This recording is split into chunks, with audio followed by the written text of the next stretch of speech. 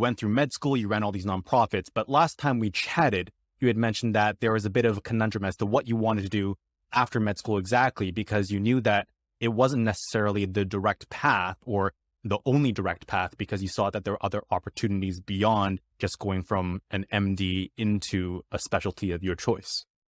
Yeah, I did a lot of exploration. I actually interviewed for a biopharma company, as part of that path, thinking, gave some thought to staying overseas and, continuing to work overseas, within global health, but just from the medical training before internship or instead of internship.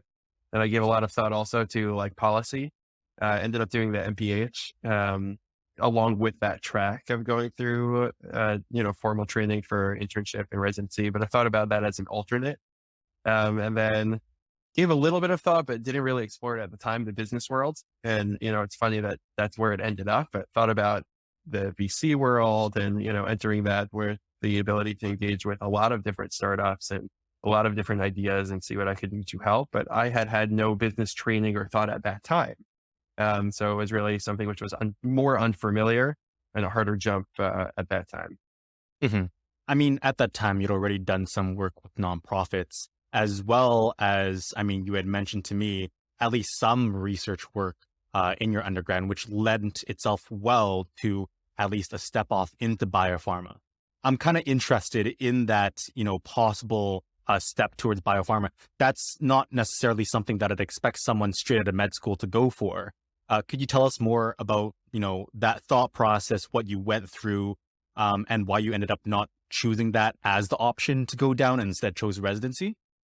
Yeah, I got a recruitment email from this pharma company that they're looking for somebody that understands the research side of medicine plus pharma, would be able to understand phase 3, phase 4 clinical trials, their implications, if it would be worth it to pursue those medications and to add them to the portfolio, but who also has the ability not just to understand it, but to call them, have a conversation with them, give them an offer, buy their pharmaceutical and the rights to it as part of that. And it sounded super engaging. It's like, can use the science part of the brain, can use the business part of the brain and learn something more.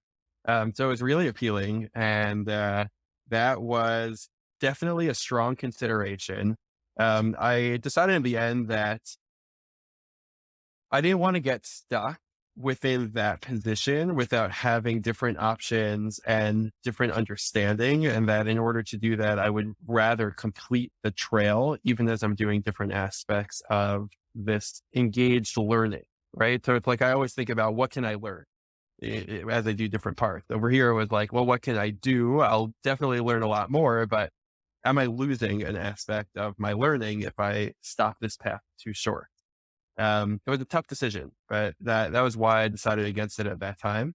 And to continue with internship residency with the MPH so I could keep expanding the learning aspect of, all right, well, I'm even more interested in policy, even more interested in like governance and how that works. I can still learn that as I do this path.